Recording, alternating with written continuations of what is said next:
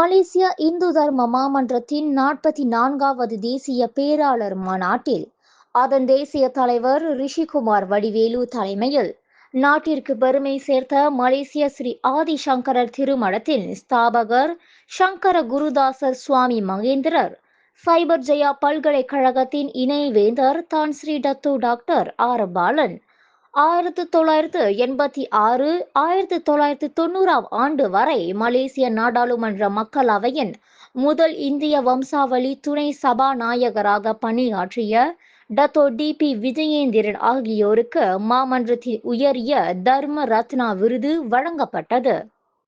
மாமன்றத்தின் முன்னாள் தேசிய தலைவர் ராதாகிருஷ்ணன் அழகுமலைக்கு இந்து தர்ம வளர்ச்சிக்காக ஆற்றிய அர்ப்பணிப்பான சேவையை பாராட்டி தர்ம பூஷணம் விருது வழங்கி சிறப்பிக்கப்பட்டது. அதேவேளை மாமன்றத்திற்கும் இந்து சமயத்திற்கும் தன்னலமற்ற சேவையாற்றிய உறுப்பினர்களான வீரையா முனியாண்டி, செல்லையா பொன்னுசாமி ஆகிய இருவருக்கும் தர்ம மாமணி விருதும், கிருஷ்ணம்மாள் பொன்னுசாமி, ரோஸ்லின் ஆர்.வி. நாதன் ஆகியோருக்கு தர்ம பூஷணி விருதும் வழங்கி கௌரவிக்கப்பட்டது.